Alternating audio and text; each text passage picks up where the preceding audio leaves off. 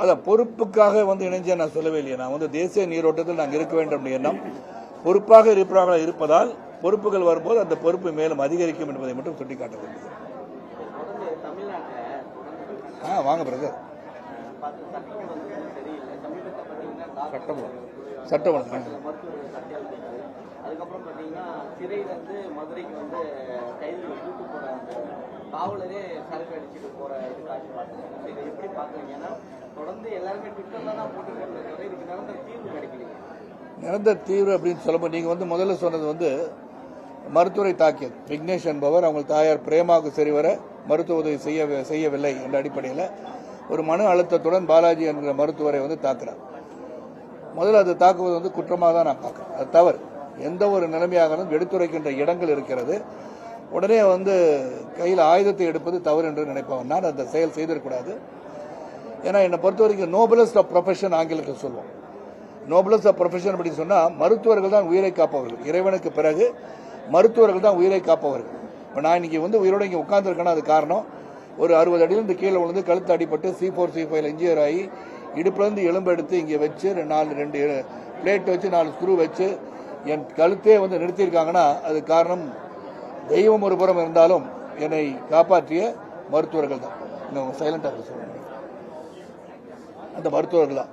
So அவங்களுக்கு உரிய ஒரு மரியாதை இருக்கணும். என்றைக்குமே அவங்களுக்கு பெரிய ஒரு அந்தஸ்து. இந்த சம்பவம் நடந்திருக்க கூடாது தான். ஆனால் அவங்க சில குற்றச்சாட்டுகளை அந்த விக்னேஷுடைய தாயார் என்ன சொல்றாங்கன்னா, எங்களை சரியா அவங்க ட்ரீட் பண்ணல, மரியாதை குறைவாக நடத்துறாங்க. அது அவங்க நமது அமைச்சர் தான் அது என்ன அப்படி நடந்ததான்னு விசாரணை பண்ணி அது நடந்துச்சா இனிமேல் நடக்கக்கூடாது. அப்படி நடந்திருந்தால் அது நடந்திருக்கக்கூடாது என்ற கருத்து தான். ரெண்டாவது போதை பற்றி நீங்கள் சொன்னீங்க. இன்னைக்கு பல விதமான போதைகள். நீங்கள் ஒன்று சொல்றது நீங்கள் குடி மட்டும் அல்ல.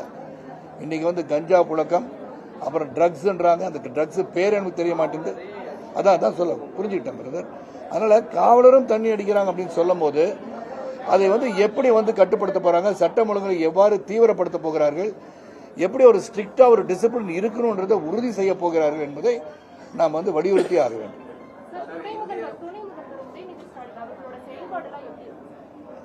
துணை முதல்வர் இப்பதான் வந்திருக்காங்க. செயல்பாடு எப்படி இருக்குன்னு சொன்னா அவர் என்ன செஞ்சிருக்கான்னு சொன்னா அவர் செயல்பாடை பத்தி சொல்லலாம்.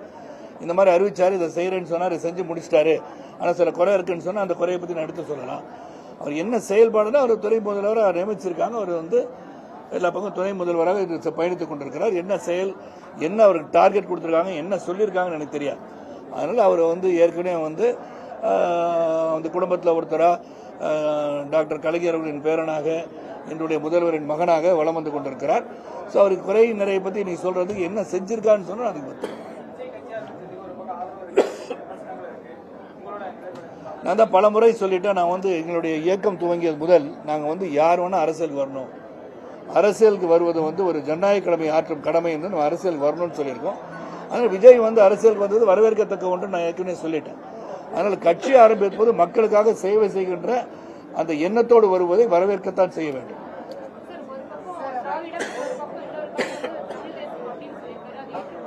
கண்டிப்பா ஏற்றுக்கொள்ள முடியாது. ஏதாச்சும் ஒன்று கொள்கை அடிப்படையில் அவர் நான் பேசிக்க விரும்பல. ஏன்னா இப்பதான் கட்சி ஆரம்பிச்சிருக்காரு. போக போக தான் தெரியும் அவருடைய கொள்கைகள் என்ன, மற்ற கட்சிகளை விட இவர் என்ன சிறப்பாக செயல்படுத்த போகிறார், என்ன திட்டங்கள் வைத்திருக்கிறார், இந்த திட்டத்தை எப்படி செயல்படுத்த போகிறார் என்பதெல்லாம் போக போக தான் தெரியும். இன்னைக்கு கட்சி ஆரம்பிச்ச உடனே நாளைக்கு இதெல்லாம் சாதிச்சிருவாருன்னு ஊடகங்கள் வளர்த்துட்டு இருக்கீங்க. அந்த ஊடகங்கள் இவர் செய்யறாரு என்ன நடக்கு என்ன கேட்கறதுனால அரசியல் தலைவர் அவரை பற்றி பேச வேண்டியது வருது. அவரா பல கூட்டங்கள் நடத்தி அவர் பத்திரிகையாளரை சந்தித்து தான் என்ன செய்ய போகிறோம், மற்றவர்களை விட வேற மாதிரி டெவலப்மெண்ட் ஆக்டிவிட்டிஸ் நான் பண்றது இதுவரை யாரும் கண்டிராத அளவில் ஆட்சி புரிய முடியும் என்று ஒரு அழுத்தமாக சொல்லுகின்ற நிலையிலே அது சரியா தவறா நம்ம சர்ச்சைக்கிறோம். ஒரு அரசியல் இயக்கத்தை ஆரம்பிச்ச பிறகு யாராச்சும் தாக்கினாதான் அரசியல் நடத்த முடியும் எண்ணத்துல தான் எல்லாரும் பயணிக்கிறாங்கன்னு நினைக்கிறேன். ஆனா மக்கள் பிரச்சனை எடுத்துரைத்து அவர் அரசியல் செய்யலாம்னு நான் நினைக்கிறேன்.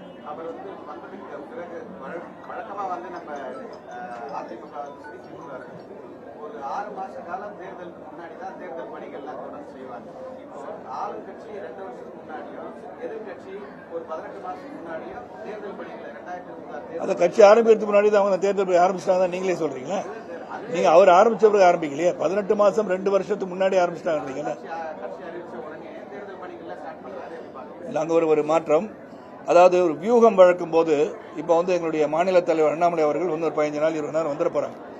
இருந்தாலும் இங்க உறுப்பினர் சேர்க்கை ஒரு திட்டமாக வகுக்கப்பட்டு இங்க ஒரு குழு அமைத்து எச்ராஜா அவர்கள் தலைமையில ஒரு குழு அமைத்து அந்த குழு சிறப்பாக செயல்படும் போது எங்களுக்கெல்லாம் வந்து ஒண்ணுதான், வருகின்ற அடுத்த 14 மாதத்துல சிறப்பாக செயல்பட்டு பாரதிய ஜனதா கட்சி ஆட்சியில் அமர்த்த வேண்டும். இது வந்து விஜய் கட்சி ஆரம்பித்ததனால் ஏற்பட்டதல்ல, கட்சிக்கு ஒரு பணி இருக்கிறது. நம்ம மக்களுக்காக எடுத்து சென்ற செய்தியை சிறப்பாக சென்றடைய செய்ய வேண்டும் என்று சொன்னால் பிரயாணம் இருக்கணும், பிரச்சாரம் இருக்கணும், அதுக்கெல்லாம் தயார்படுத்திக் கொண்டிருக்கின்றோம். அதனால இந்த தயார் பண்ணுவது வந்து விஜய் கட்சி ஆரம்பித்ததால் இல்ல, அவங்க வியூகம் வச்சிருப்பாங்க, செயல்படுத்தும் போது அவர் ஆரம்பிச்சோன்னு பண்ற மாதிரி தெரியலாம்.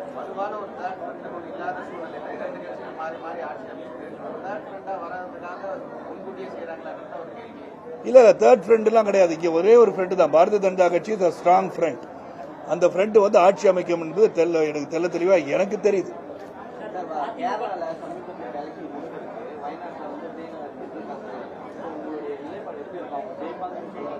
ஏற்கனவே வெற்றி பெற்ற இடத்துல வந்து பிரியங்கா அவர்கள் நிற்கிறாங்க, வெற்றி பெற்ற இடத்துல வந்து அவங்க திருப்பி அந்த வெற்றியை கொடுக்க வேண்டும் என்ற எண்ணம் அவங்களுக்கு இருக்கலாம், அதான் சொல்றேன். ஆனா அதனால நம்முடைய பினராயி விஜயனை வந்து திடீர்னு பார்த்தா பிரியங்கா காந்தி வந்து பயங்கரவாதிகளோடு கூட்டணி வச்சிருக்கான்னு சொல்றாங்க. அது வந்து உடனடியாக எப்படின்னு சொல்லி உடனே மத்திய அரசுக்கு தெரிவிக்கிறது பினராயி விஜயனின் கடமை என்று நான் சொல்றேன்.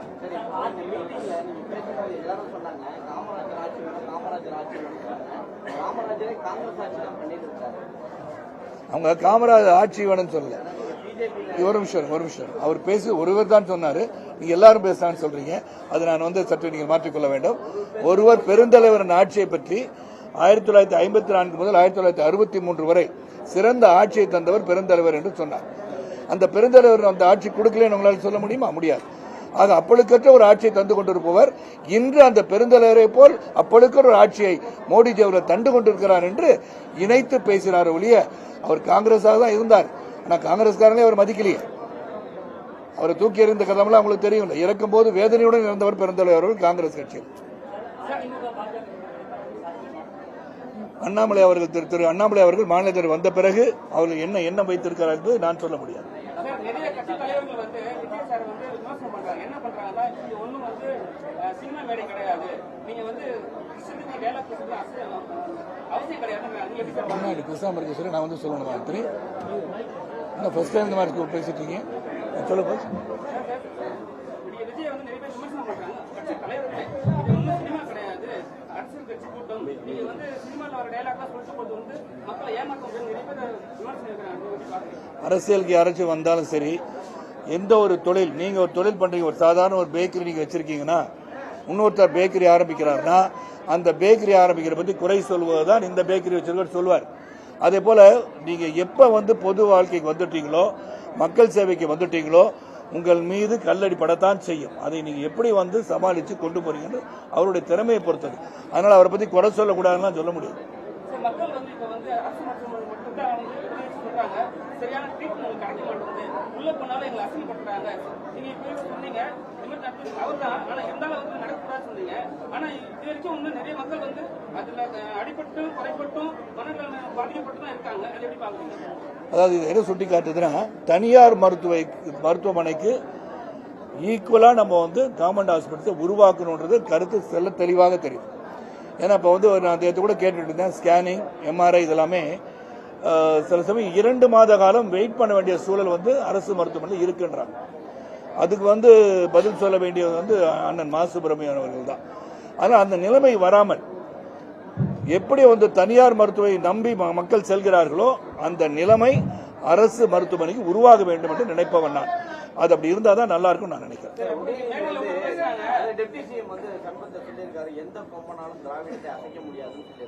திராவிடத்தை அசைக்க முடியாதுன்னு அவர் சொன்னார், தமிழன் அசைக்க முடியாதுன்னு அவர் சொல்ல, அவரே கன்ஃபியூஷன்ல இருக்கார்.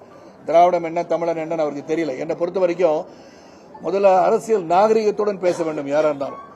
அதாவது இந்த வார்த்தைகள்லாம் பார்க்கும்போது வருங்காலத்தில் உள்ள இளைஞர்கள் இப்படி பேசினாதான் அரசியல் பண்ண முடியும், இந்த மாதிரி வார்த்தைகள் பயன்படுத்தா நல்லா இருக்கணும்னு சொல்றாங்க இல்லையா. எப்படி வந்து நமது மாண்பு முதலமைச்சர் அவர்கள் எடப்பாடி அவர்கள் என்ன எதிர்கட்சி தலைவராக இருந்தாலும் ஒரு தமிழகத்தை ஆண்ட ஒரு முதல்வராக இருப்பவரை கற்பாம்பூச்சி போலன்றாங்க. இது வந்து setting a wrong example, a president to the people of the state and the country. அரசியல் வந்து நாகரிகமா இருக்கணும். இதே வந்து பெருந்தலைவர் வந்து கலைஞர் அவர்களும் சரி, எம்ஜிஆர் அவர்களும் சரி, ஒரே மேடையில் அமர்ந்திருக்கும் போது எதிரும் புதிருமாக இருந்த போதே நல்ல அளவலாவி சிரித்து பேசிக் கொண்ட காட்சியை நீங்க பார்த்திருப்பீங்க. ஸோ அரசியல் நாகரிகத்தை கடைபிடிக்க வேண்டிய கருத்து ஒன்று இருக்கிறது. அதனால ஒருவரை பற்றி சொல்வது, தாக்குவது இதெல்லாம் வந்து தவறு நான் நினைக்கிறேன். அரசியல் ரீதியாக அவங்க தாக்கிக்க வேண்டியது. சார் இப்ப ஸ்டேஜ்ல பேசும்போது என்ன சொன்னாங்கன்னா, சார் சொன்னாங்க சரத்குமார் சார் கூட பிஎம் ஆக்கிடலான்ட்டாங்க. ஆமா, ஜஸ்ட் ஒரு எம்எல்ஏ கூட கவுன்சிலர் கூட எம்எல்ஏ ஆக்க முடியாத நிலைமையில இருக்காங்க. ஏன்னா அவங்க சீட்டு கிடைத்தே பெரிய விஷயம். இது வந்து சாத்தியமா சார்? உலகத்தில் எல்லாமே சாத்தியம். எது சாத்தியம் இல்லைன்னு சொல்ல முடியுமா? எஃபர்ட்ஸ் நம்ம ஃபெயில்னு சொல்லியிருப்பாங்க. நான் சைக்கிளில் வந்து பேப்பர் போடும் போது நான் என்ன நினைச்சேன்னா, புரட்சி தலைவர் எம்ஜிஆர் போல வந்து சினிமாவில் வரணும்னு நினைச்சேன். அந்த உயரத்துக்கு எட்டாவிட்டால் கூட நான் நினைத்ததை சாதித்தேன் அல்லவா? ஆக உங்களுக்கு உழைப்பு, உறுதி, நேர்மை, நியாயம், தர்மம் என்று இருந்தால் அந்த உழைப்புக்கு வெற்றி என்னைக்காச்சும் வரும். வெற்றியோட இலக்கு உயரமா வச்சாதான் அதை அடைய முடியும். இலக்கே இல்லாம பண்ண முடியாது. ஆக நீங்க இன்னைக்கு எம்எல்சியா வரல, எம்எல்ஏ வரலன்னா அப்ப திராவிட முன்னேற்ற கழகம் கட்சி ஆரம்பிச்ச உடனே வந்துட்டாங்களா? இல்ல வந்த உடனே வந்துட்டாங்களா? ஏடிஎம்கே கட்சி ஆரம்பிச்ச உடனே வந்துட்டாங்க. எல்லாருமே வந்துட்டான். மாயத்தேவர் நின்னாரு, எம்பிசியில் ஜெயிச்சாங்க, அதோட பரபரப்பாச்சு, கட்சி வந்தது. எல்லாருமே ஒரே நாள்ல எல்லாம் ஜெயிச்சிட முடியாது. ஸோ பாரதிய ஜனதா கட்சியை பார்த்தீங்கன்னா, திராவிட முன்னேற்ற கழகமாக இருந்தாலும் சரி, அனைத்து இந்த அண்ணா திராவிட முன்னேற்ற கழகமாக இருந்தாலும் சரி, படிப்படியாக வாக்கு சதவீதம் குறைந்து கொண்டிருப்பதை தெல்ல தெளிவாக நீ பார்க்கலாம். நீங்க வந்து அண்மையில பாத்தீங்கன்னா அவங்க வந்து 36 இருந்தாங்க, இவர் வந்தாங்க, இப்ப 26 டிஎம்கே தெரியுது, கணிப்பு சொல்கிறார். இவங்க 20 வந்துட்டாங்க. பாரதிய ஜனதா கட்சி தன்னிச்சையாக 11.37 கிட்டத்தட்ட சதவீதம், கூட்டணியுடன் 18%. This can also go to 25, this can also go to 30. அதை நீங்க மறந்துடாதீங்க. கடுமையாக உழைப்பவர்கள், தேசிய நீரோட்டத்தில் இருக்க வேண்டும், தேசியத்தை வளர்க்க வேண்டும் நினைப்பவர்கள் அதிக பேர் இருக்காங்க. 1996 ஆண்டு அன்றிருந்த ஆட்சி, புரட்சி தலைவர்களின் ஆட்சியை எதிர்த்து நான் போயிருக்கேன் தனி மனிதராக. யாருக்கும் அவனுக்கு தைரியமும் கிடையாது, திராணியும் கிடையாது. அப்ப நான் வந்து விஜய் சொல்ற மாதிரி உச்ச நடிகர் தான் நானும். மிகப்பெரிய ஃபுட்பால் அப்படின்னா அதிகமான ரசிகர்கள் ஒரு திரைப்படத்தை ஒரு தியேட்டருக்கு போய் பார்த்ததுன்னா சரத்குமார் படத்துக்கு தான். அந்த சமயத்துல தான் நான் அரசியலுக்கே வரேன். ஆக அந்த ஃபுட்பால் இருக்கும்போது கூட, உச்ச நடிகராக இருக்கும் போதும், பெரிய பெரிய வெற்றிகள் கொடுத்த போதும் நானே அரசியலுக்கு வரேன். காரணம் மக்கள் சேவைக்காக. அன்று எல்லாரும் சொன்னாங்க அவங்களை எதுக்கவே முடியாதுன்னு. வீட்டை வந்து சொன்ன மாதிரி அன்பு சுந்தர் பேசும்போது சொன்னாங்க, கல்லால் அடிச்சாங்க, மலத்தை கழித்து ஊத்துனாருங்க. ஆனா 40 நாட்கள் தொடர்ந்து பிரச்சாரம் பண்ண. அப்ப எதிர்க்கின்ற சக்தி மட்டும் இல்ல, நாங்கள் இயக்கம் துவங்கிய காலத்தில் மாபெரும் தளர்வுகளை எதிர்த்து அரசியல் பண்ணோம். ஆனா என்னை பொறுத்த வரைக்கும் எதுவும் சாத்தியம். உழைப்பு, உறுதி இருந்தால். நேசிய ஈரோட்டத்தில் இன்னைக்கு உலகத்தளவில் நீங்க பாத்தீங்கன்னா, எல்லாம் பேசும்போது சொன்னாங்க, எல்லாருக்கும் தெரிந்த உண்மை, இன்று இந்தியாவுக்கு ஒரு மிகப்பெரிய புகலிடம் கிடைத்திருக்கு என்று சொன்னால் அது நமது பாரத பிரதமர் மோடி அவர்களால் தான். ஏன்னா உக்ரைன் அதிபர் சொல்றாரு, இந்த போரை நிறுத்துவதற்கு ஒருவரால் முடியும் என்று சொன்னால் அது இந்திய பிரதமர் மோடிஜி அவர்களால் தான் முடியும்ன்றாரு. இதை புட்டின் அவர்கள் சொல்கிறார்கள். இவர் வந்து இந்தியா வந்து should be declared as a super power, வல்லரசு நாடாக அறிவிக்க வேண்டும் அப்படின்னு சொல்றாங்க. அப்ப எதை சுட்டி காட்டுகிறது? ஒருத்தர் சொல்றாரு, நீ பார்த்து இணையதளத்தில், புட்டினுடைய பாதுகாப்பு உலகத்திலே மிகப்பெரிய பாதுகாப்பு. அந்த பாதுகாப்பு அரணை உடைத்துக் கொண்டு யாரும் அறிய கூட சொல்ல முடியாது. ஆனால் மோடிஜி அவர்களால் தான் புட்டின் அவர்களை கட்டி தழுவி தட்டி கொடுக்க முடிகின்ற ஒரு தலைவனாக இருக்கார். சார் எதை சுட்டி காட்டுனா, அந்த பெருமை உயர்ந்து விட்டது, இந்தியனின் பெருமை உயர்ந்து விட்டது.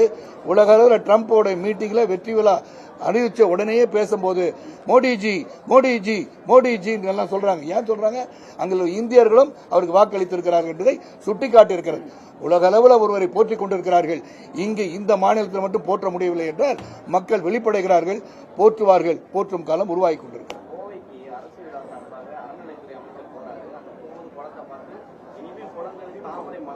அவர் வந்து ஆகாய தாமரையும் கன்ஃபியூஸ் பண்ணிக்கிட்டார். ஆகாய தாமரை அகற்றப்பட வேண்டிய ஒன்று. அவர் ஆகாய தாமரை வந்து நிறைய கிடக்குது. நானே சட்டமன்றத்தில் சொன்னேன், இந்த ஆகாய தாமரையில் அகற்றினாதான் தண்ணீர் நல்லா இருக்கும், மீன் வளர்ச்சிக்கு நல்லா இருக்கும், பெருக்கம் கூட இனப்பெருக்கம் நடக்கும்னு சொன்னேன். அவர் ஆகாய தாமரை வார்த்தையை விட்டுட்டார். அவர் தாமரைன்றது மலர்ந்துருச்சு, மேலும் சிறப்பாக மலரணும். அது வந்து சிறப்பாக மலரக்கூடாதுன்னு சொல்லியிருக்கலாம்னு நினைத்தேன். ஆனா அவர் வந்து ஆகாய தாமரை தான் சுட்டி காட்டியிருப்பார். அவர் மன்னித்து விடுங்க. தமிழக வெற்றி கழகத்தினுடைய தீர்மானங்கள்ல இலங்கை மீனவர்கள் சிறைப்பிடிப்பு விவகாரத்துல மத்திய அரசு ஒழுங்கா வலியுறுத்தி. ஆமா, அது வந்து இப்பதானே அவருக்கு தெரியுது. ஏன்னா இலங்கை வந்து ஃபர்ஸ்ட் அவர் வந்து 12 நாட்டிக்கல் மைல்ஸ் மேல நம்ம கடல் கடந்து போகக்கூடாது. ஸோ அதுக்கு வந்து ஒரு மேற்கொண்டு ஒரு சிறந்த ஒரு கண்காணிப்பு இருந்தா, ஏற்கனவே வந்து அன்பு வந்து விவேகானந்தன் பேசும்போது சொன்னாங்க, நீங்க அவங்கெல்லாம் இருந்து ஆட்சி பீடத்தில் இருக்கும் போதும் பாரதிய ஜனதா வந்த பிறகும் எந்த அளவுக்கு வந்து மீனவர் சகோதரர்கள் பாதிக்கப்பட்டிருக்கான்னு பாருங்க. அது குறைந்து கொண்டே வருகிறது. பேச்சுவார்த்தை மூலமாக மட்டுமல்ல, இலங்கை அரசுக்கு மிகப்பெரிய உதவியாக இந்திய அரசு இருந்ததால் தான் இன்று வந்து அவங்க economically they become stronger. The trading currency was Indian rupees for some time. இலங்கையில் வர அளவுக்கு நமது பாரத பிரதமர் உயர்த்தியிருக்காங்க. அதனால அது வந்து சொல்வது வந்து தவறு. எதையும் விஷயம் தெரிஞ்சுக்கிட்டு பேசணும். சுப்ரீம் ஸ்டார் படத்தில் சினிமால சுப்ரீம் ஸ்டார் கட்சியில வந்து நாட்டாமை. அதே மாதிரி தான் வந்து கமலஹாசன் இப்ப என்ன சொல்லிருக்காரு, 2 நாள் முன்னாடி வந்து எனக்கு வந்து அடைமொழி வேணாம், ஆண்டவர் பேர் வேணாம், அதெல்லாம் இருந்தாதான் வந்து மக்கள் நம்ம நல்லது. ஏன்னா ஆண்டவர் அவர் எப்படி பேசுவார்? ஆண்டவர் வந்து கடவுள் தானே. உலகநாயகன் வேணும், உலகநாயகன் வேண்டான்னு சொல்லியிருக்கலாம், ஆண்டவர் வேண்டான்னு சொல்ல முடியாது. ஆண்டவர் எனக்கு வேணும்.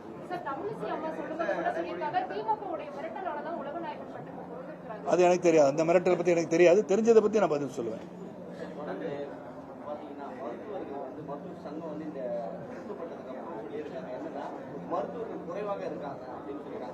World health organisation I think Karthik is 1000 for 1%.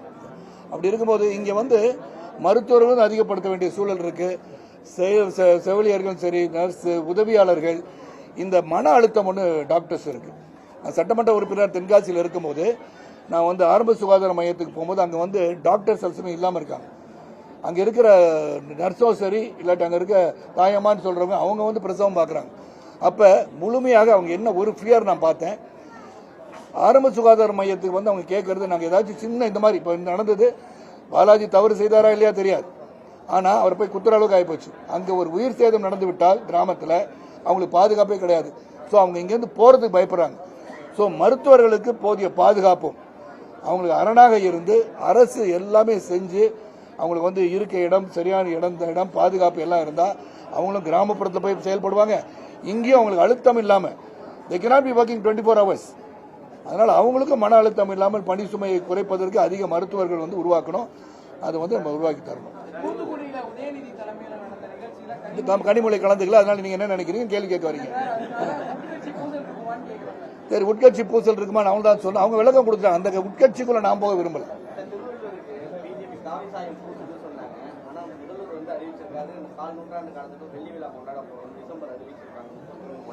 அதாவது மக்களுக்கு என்ன வேணும், மக்கள் பிரச்சனை என்ன, அவங்களுக்கு என்ன பண்ணலாம், என்ன மாதிரி திட்டங்கள் தீட்டலாம்னு போகும்போது இதே பேசிட்டு இருக்கிறத விட்டுட்டு முற்போக்கு சிந்தனையுடன் தொலைநோக்கு சிந்தனையுடன் திட்டங்களை தீட்டி செயல்பட்டா நல்லா இருக்கும்.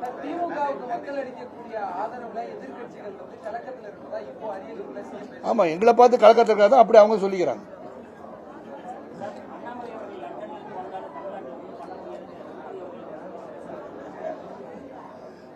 அந்த பயத்துல தாங்க சொல்றது. எப்ப வந்து பயம் வரும்னா, எப்ப இந்த மாதிரி பிதற்றல் வரும்னா, ஒருத்தர் வரும்போது பயம் வருது இல்ல, அதனால உடனே பயந்து அதை சொல்லிடுறதா.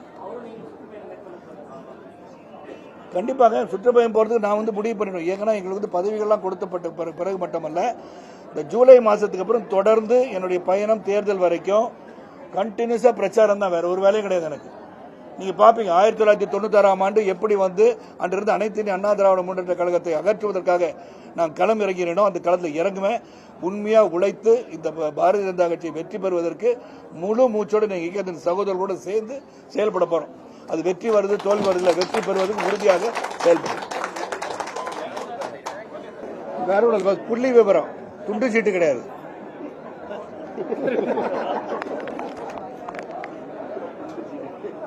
இல்லை, நீங்க வந்து கேட்டுட்டு இருக்கீங்க. அன்பு சகோதரர் விஜய் அவர்கள் வந்து நீட் வேண்டான்னு சொல்லியிருக்காரு, மும்மொழி கொள்கை வேண்டான்னு சொல்லியிருக்காரு, அப்புறம் வந்து கவர்னர் இருக்கக்கூடாதுன்னு சொல்லியிருக்காரு, ஒரே நாடு ஒரே தேர்தல் இருக்கக்கூடாதுன்னு சொல்லியிருக்காரு. அப்படி சொல்லும்போது அது வந்து புரிதல் இருக்கான்னு எனக்கு தெரியல. என்னை பொறுத்தவரை நீட்டை பொறுத்த வரைக்கும் உங்களுக்கும் தெரியும் சகோதரர்களே, நீட் வந்து 2013 வந்து it was introduced in India. 2018 தமிழ்நாட்டில், நீங்க 2018 வந்து தமிழ்நாடு 39.56, 2019 48.50, 2020 57.44. நீட் தேர்தலில் பார்த்தீங்கன்னா தொடர்ந்து தமிழகத்தில் மட்டும் 2024 36,330 பேர் தமிழ் வழியில் நீட் தேர்வை எழுதியுள்ளனர். தமிழ் வழியில் எழுதினாங்கன்னா it all people are from the government schools. CBSE ஸ்கூல்ல இருக்கிறவங்க மட்டும் எழுதல, தமிழ் பயின்று கொண்டிருக்கின்ற மாணவர்கள் எழுதுறாங்க. அப்ப த்ரூ அவுட் த கண்ட்ரி இப்ப பெரிய லெவலில் வந்து நீட்டை வந்து ஆதரிச்சு தான் போயிட்டு இருக்காங்க. ஒரு திறமையை எப்படி வெளிப்படுத்துறது அப்படின்னு பாத்தீங்கன்னா, இப்ப போலீஸுக்கு வந்து ஆள் எடுக்கிறாங்க. உங்களுக்கு எல்லாம் எந்த ஒரு தேர்வும் கிடையாது, நீங்க எல்லாம் போலீஸ் வேலைக்கு சேர்த்துடலாம் அப்படின்னு சொல்ல முடியுமா? தேர்வு ஒன்று இல்லாமல் எப்படி ஒரு தகுதியை வந்து நிர்ணயிப்பது? ஸோ தகுதியை நிர்ணயிப்பதுக்கு ஒரு தேவை, நீட்டு தேவை தான். அப்போ நீட்டு தேவையில்லை எதை வச்சு சொல்றீங்க? It is increasing, every year it is increasing. ஒவ்வொரு வருடமும் வந்து எழுதுபவர்கள் அதிகமாகிறாங்க. 100% தமிழகத்திலிருந்து பார்த்தீங்கன்னா தமிழக மாணவர் பிற மாநில மாணவர்கள் போட்டியாக இந்த ஆண்டு அதிக தேர்ச்சி பெற்றுள்ளார்கள், முன்னிலையில் இருக்காங்க போடுறாங்க. அப்புறம் எப்படி நீட் வேணான்றீங்க? படிச்சு பார்க்கணும், இதெல்லாம் படிச்சு பார்க்கணும். ரிட்டன் டேக் இன் எவ்ரிதிங் படிச்சு பார்த்துட்டு பேசணும். மும்மொழி கொள்கைன்றீங்க, மும்மொழி கொள்கை வேண்டான்றீங்க. ஆனால் உங்க குடும்பத்தில் எல்லாரும் ஹிந்தி படிச்சுக்கிறாங்க. நீங்க வந்து கேரளா போனாலும் சரி, கர்நாடகா போனாலும் சரி, ஆந்திரா போனாலும் சரி, ஹிந்தியில் பேசினா எல்லாருக்கும் புரியுது. அப்ப ஹிந்தியை படிக்க கூடாதுன்னு எப்படி சொல்லலாம்? அது கவர்மெண்ட் ஸ்கூல்ஸ் இருக்கவங்க தமிழ் கற்றுக்கூடாது, சிபிஎஸ்சிக்கு மட்டும் ஏன் வந்து ஆங்கிலம் ஹிந்தி கற்றுக்கலான்றீங்க? அவங்களுக்கு மட்டும் சாய்ஸ் ஏன் கொடுக்குறீங்க? Why government schools are not given choice learn Hindi? அப்புறம் கொடுத்து பாருங்க படிக்கிறாங்களா இல்லையான்னு.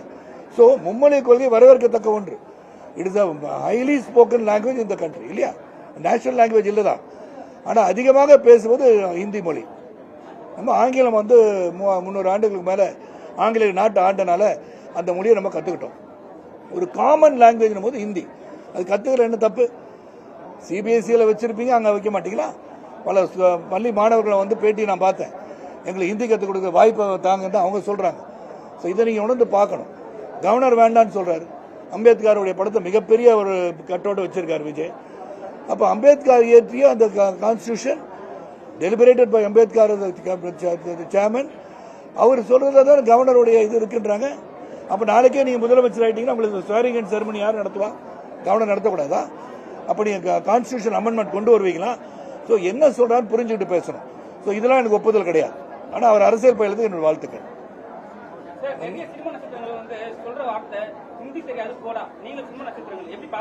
நான் வந்து ஹிந்தி தெரியாது போடான்னு சொல்றவங்களுக்கும் ஹிந்தி கத்துக்குங்க வாங்க அப்படின்னு சொல்லணும். ஒன்னே ஒண்ணுதான் சப்கே சாத்ன்றாரு பிரதமர் அவர்கள். அனைவரையும் ஒன்றுபடுத்தி ஒற்றுமையுடன் செயல்பட வேண்டும். சமத்துவ கொள்கைக்கும் ஒற்றுமைக்கும் சம்பந்தம் உண்டு. அந்த சமத்துவன்ற வார்த்தை பாரதிய ஜனதா கட்சி ஃபுல்லாவே இருக்கு. யாருமே வந்து இந்த மண்டபம் நடத்துறது இஸ்லாமிய சகோதரருடைய மண்டபம் இது. இன்னைக்கு நாங்க எங்க மீட்டிங் நடத்துறது வந்து பாரதிய ஜனதா கட்சி மீட்டிங். இஸ்லாமிய சகோதரருடைய இடத்துல இடம் கொடுத்திருக்காருன்னா அவங்க மனசுல நாங்க இடம் பிடிச்சதா இருக்கும். தவறான ஒரு புரிதல் தேவையெல்லாம். இப்ப வந்து நம்ம ட்ரெயின் விட்டுருக்காங்க வந்தே பாரத், அதுல வந்து முஸ்லீம் ஏறக்கூடாதுன்னு சொல்லிட்டாங்களா? சிந்திச்சு பார்க்கணும். நீங்க படிப்படியா அவங்களுடைய அவங்க என்ன பண்றதுன்னு தெரியல. பாரதிய ஜனதா கட்சியின் அப்பொழுக்க ஆட்சியை எப்படி நம்ம வந்து இந்த தாக்கத்தை மக்களிடம் சென்று அடையாமல் செய்வதற்கு அவங்க எடுக்கிறது. ஒரு வேடிக்கையா ஒருத்தர் சொல்றார், நீங்க வந்து ஜனகண மணல திராவிடத்தை வச்சிருக்காங்க அப்படின்னு. ஜனகண மணல சொன்னது வந்து நல்லா புரிஞ்சுக்க அன்பு சகோதர சகோதரிகளே. பஞ்சாப சிந்து குஜராத் மராட்டா திராவிட உட்கல வங்கான்னு சொன்னது காரணம், நார்த்ல உள்ள பஞ்சாப சிந்து குஜராத் சொல்லும் போது தமிழ்னு சொல்லும் போது திராவிடம் என்பது இங்க 4 மொழிகளை சேர்ந்ததை சொன்னாங்க. அது எப்படி நீங்க தூக்குவீங்க? எந்த இடத்துல இருக்கணுமோ அது இருக்கணும். ஆக திராவிடம் சொல்லி இங்க வந்து கேட்டது தமிழ் அப்படின்றது வந்து மறந்து போக கூடாது அப்படின்னு சொல்லும் போது நீங்க நினைக்கலாம் அண்ணா சீமானை வந்து சரத்குமார் ஆயத்து பேசியிருக்காரு. சில கொள்கைகள் சில பேர் சொன்ன நல்லது இருந்தால் எடுத்துக்கலாம், தீவை இருந்தால் அகற்றி வச்சுக்கலாம். ரொம்ப நன்றி. மக்களை நான் சந்திக்கிறேன்.